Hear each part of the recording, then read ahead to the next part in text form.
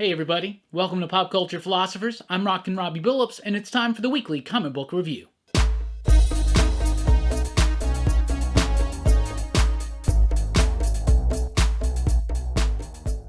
That's right everybody, thanks for checking out the video. I am Rockin' Robbie Billups. This is the weekly comic book review. It's the show where I read a lot of comic books, and I'll let you know what I thought about them. But before we get into that, I got to give a big shout out to David Hatch and Alex Inkster. A big shout out because they've been supporting us at patreon.com/PCP for a good long while now. So, David, Alex, I really want you to know, I mean it from the bottom of my heart. Thank you so much. We appreciate it. We're getting new equipment. We're making upgrades. We're getting new fun things to do. Very excited. Thank you so much for your support. If you want to join them, patreon.com/PCP, and I got others getting shout outs coming up throughout the rest of the month. Anyway, on to the weekly comic book review because this is the second week of comic books being back in print from DC. But there are a few surprises digitally as well. However, let's get right into it. We always start with the pick of the week. This week's pick of the week, The Lost Carnival, a Dick Grayson graphic novel. This is a DC graphic novel for young adults. It's written by Michael Morisi, so I automatically started to think, ooh, Michael Morisi, he writes Wasted Space, one of my favorite comic books on shelves right now. He writes The Plot, another amazing comic book. He's a fantastic writer. Really like his work, so I wanted to check this out. It's a graphic novel for young adults, and it's about Dick Grayson. It's about Dick Grayson in his circus days. And during his circus days, there comes across, by the way, Haley Circus is not doing so hot, not really pulling in the crowds, but then this carnival pops up right next to him, starts drawing in all the crowds because there's something very weird and magical going on at this Lost Carnival, right? And of course, Dick Grayson, in Romeo and Juliet type fashion, falls in love with a woman from the Lost Carnival. They have this Romeo and Juliet type thing because the carnival people don't like the circus people and they're kind of fighting for the turf and all that kind of jazz. Meanwhile, you got this mystery that's going on about who this woman is and how it's connected to the carnival and what crazy weirdness is going on there. I absolutely love this book. It's amazing.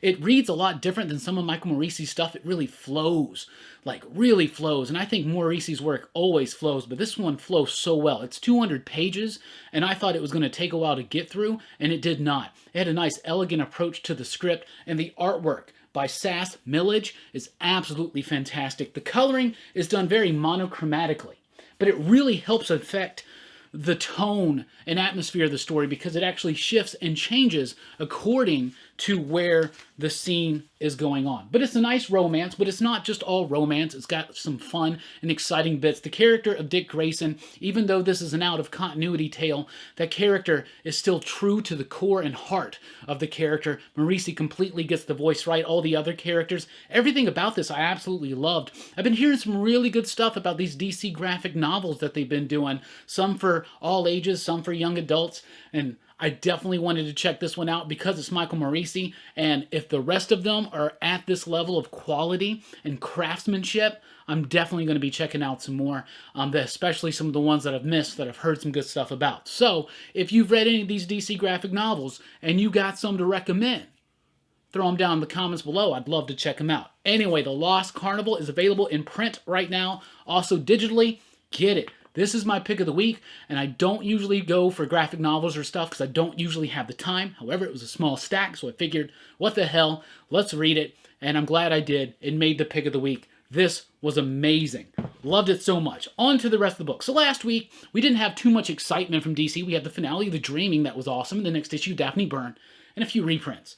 This week, though, we're starting to ramp up some of the excitement levels. We got The Green Lantern Season 2, Number 3 by Grant Morrison and Liam Sharp. Always excited for a new comic book by Grant Morrison. This one was fantastic. Even if you've been kind of weird and wily about Green Lantern by Grant Morrison and Liam Sharp for the previous few issues, this one's great. A great one-and-done story. Hal Jordan's back on Earth, back to his roots as a test pilot. He's got to test out this crazy dimension-cracking spacecraft, and he's testing it out, and all kinds of crazy extra-dimensional creatures are popping in and out.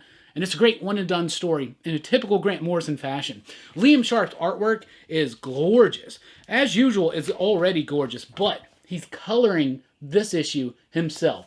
It's got very much a, like, 80s, early 90s painted van type feel, But I really like it, and I think the coloring is absolutely fantastic. The artwork, Liam Sharp's just been cranking it out, and it's some of the best artwork of his career. I've said this before. I've said it again and again and again. I'm going to say it one more again.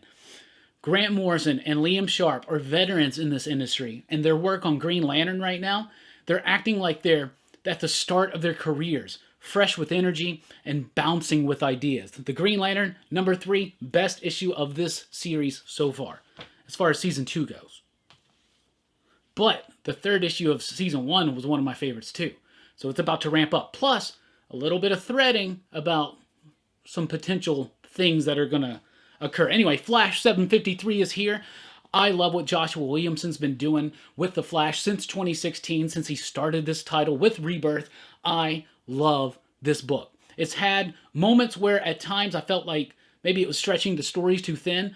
I really feel like over the last year and a half, it's hit such a stride where it's just been at such a nice pace. Howard Porter on the artwork really helps concrete that idea. You got Brandon Peterson jumping in here as well, and I'm not always the biggest Brandon Peterson fan. Sometimes his artwork looks a little wonky to me, but not in this issue. There are some amazing moments from him. Look at that.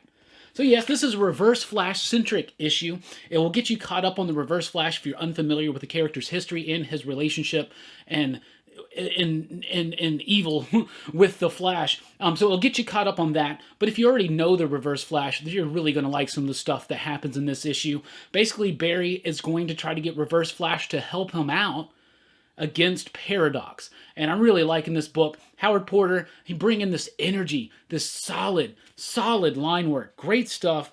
Really great, vibrant colors as well. I'm really liking this book. Flash has been insanely consistent since Williamson took over. And when the art's on point, the book is on point. And right now, the art has been on point. The writing's always been on point. So the Flash, definitely on point, especially in the last year and a half, like I said. Flash number 753, out this week. Batman and the Outsiders number 12.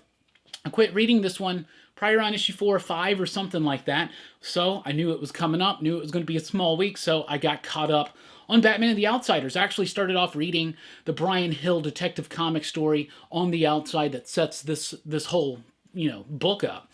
So I read that, and then I read the 11 issues of Batman and the Outsiders. It flows so well when you read it together. Brian Hill's one of those writers that's like that.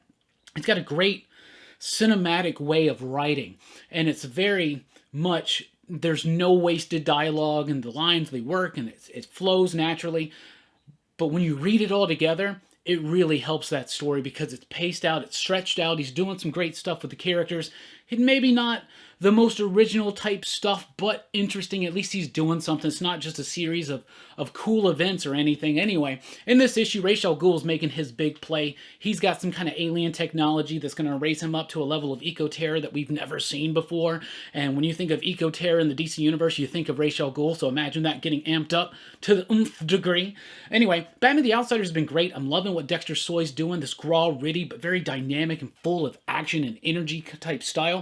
Brian Hill knows these characters. I really like what he's doing with them. I love this cast of characters. Signal, Cassandra Cain, obviously. And I'm becoming a little bit of a Katana fan because of the way Brian Hill's utilizing the character. Batman and the Outsiders number 12 wraps up this arc, but sets up something even bigger. Brian Hill's basically been telling one big Ra's al Ghul story. And so that's pretty cool. Hawkman number 23. This is one I quit reading around issue 14, 15. After Brian Hitch left, I felt like the book just wasn't going to quite keep up with what was really my main appeal. I really like that Robert Venditti has completely, once again, because every writer has to do this, they have to take this massive, confusing and confounding and blustering history of Hawkman and make it make sense for a current audience, right? I think Venditti's done it probably better than almost anybody else, and he's actually added a whole lot more to it. There's this idea that Hawkman and Hawkwoman have been reincarnating not just since ancient Egyptian times, but since the beginning of space-time itself. We're talking about millions, if not billions of lives, right? Craziness, right? And now at times you get a little bit of a curtain peeled back on one of those lives, and that's what's happening here. This is tailing right off the end of the whole infected story. It unlocked one of his evil personalities called the Sky Tyrant, which was actually the Hawkman of Earth 3. That was pretty neat. But the book itself was just okay. I would say that me not reading this book post-Hitch leaving was probably a good decision. But I'm glad I got caught up because I got to read issue 23. 23 was pretty good. Now we got Hawkwoman kind of back in the story. And in this one, they reveal a little bit about one of the past Hawk lives, you should say. And they're actually a plague doctor, basically. You think at the bird mask, the plague mask, and all that stuff. And of course, pretty timely, right? Anyway, but Hawkman number 23. I really liked this issue. I thought it was cool. It had decent artwork, and the artwork has really solidified in the last few issues of Hawkman. And that would be like Fernando Passarin, and we got Marcio Takara on this one too. But a really interesting take on a previous past life of Hawkman, throwing in this whole idea of like a plague and all that kind of stuff, kind of like, whoa, man. It just makes it maybe resonate just a little bit more. Hawkman, though, it's a pretty decent title, but it's nowhere near strong enough to be considered one of DC's top titles right now. Secret Origins of Superheroes, number 17, Facsimile Edition. This is being reprinted for your reading pleasure because it is the first appearance of the Huntress. It's the original OG Earth 2 Huntress, daughter of Catwoman and Batman from Earth 2.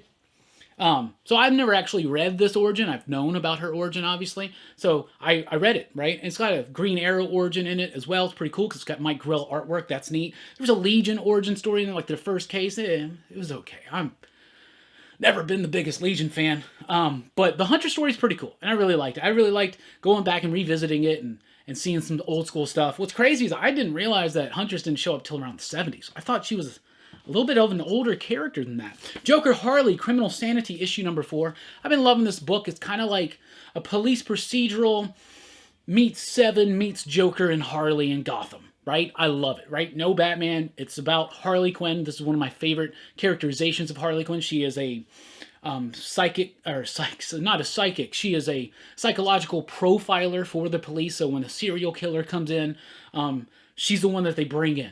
Right? She's the Jodie Foster in Silence of the Lambs. And the Joker is the Hannibal Lecter of Silence of the Lambs. Because the Joker is, and also not in jail.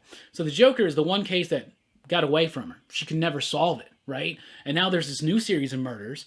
And is the Joker involved? Is he not? But they definitely want to catch up to him, see what's going on. It's an interesting take on the Joker. I really, really like it. Some really chilling stuff. There's a variant cover by Mike Mayhew. That's it right there. Holy cow. That looks so realistic. This Matina cover is really creepy too. So it definitely is a very gritty, dark horror story mixed with a crime, procedural, detective story type thing. And I'm liking it. And I think it's really kind of... Mike Mayhew leaving from the interior artwork after 2 issues has hurt the book just a little bit as far as the visual presentation goes. It's not quite as crisp and clean as the first 2 issues were. But the story's still there, the dialogue and the characterization's still there, and I'm still digging it, and I'm really liking the look and feel of this version of the Joker. Pretty scary. Pretty cool. Also from DC Black Label, House of Whispers number 20 came out this week. I have not been reading this, and I didn't catch up, so I didn't read this. But I just want you to know that it's out. Also, Marvel released Star Wars Dr. Aphra Volume 2, because that's the new one, right? The post-Empire Star Wars verse that they're doing right now at Marvel. They released the first issue digitally. You can find it on Comixology right now. They released it Monday for Star Wars Day, May the 4th. So May the 4th be with you, and happy Cinco de Mayo, and happy Robbie Week, because my birthday's Sunday. We plan on doing some fun streams and fun events this week, and all kinds of jazz like that. So, really, really cool. Anyway, so I read the new Dr. Aphra book. It's got a new writer, Alyssa Woy. I think it's... I didn't write it down. It was okay. The last Dr. Aphra book, like, it's an interesting character, and I really like the way that she was used in that Vader series, but as a solo character, she's just never really appealed to me that much, and this one I kind of felt lost, and kind of felt like this was a continuation of a previous story, and obviously it is. And it did a decent job of getting me caught up on who these people are and what was going on, but I don't know, it was okay. It didn't really blow me away or nothing. Also, last week, digitally, Sweet Tooth, the final issue number 5 was released, so I read that, and I wanted to tell you what I thought about the ending of not Sweet Tooth, Sweetheart, my bad. I wrote down Sweet Tooth, thinking of Jeff Lemire. You know, I've never read Sweet Tooth. I need to. Anyway, Sweetheart number 5. Been really liking this book, and I really like the ending. I thought the ending was it was a natural ending. It was an unexpected ending. It was an ending that made a lot of sense, and it really brought the whole entire story and the thematic elements about the family. It brought it all together, and I really liked it. One thing I didn't like about it was I feel like some of the visual nuance was lost. I don't know if it was rushed or it's a brighter feel, it's a brighter tone, and maybe that's intentional, and maybe I got to, when I read it all together as one, because now I'm definitely going to sit down and read it all together as one story.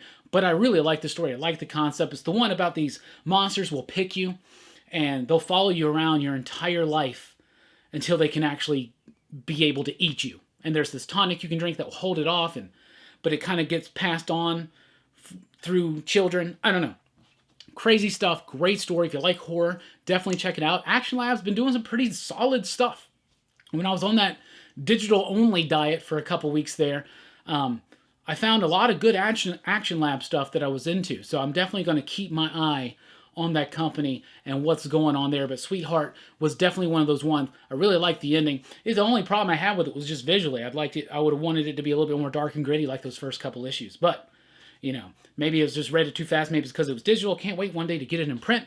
That'd be super cool. Sweetheart, really cool. Anyway, that's what I read. That's what I thought about it. What are you reading? What are you thinking? What are you doing? Let us know in the comments down below. Thank you so much for checking out the video. Please do like, share, and subscribe.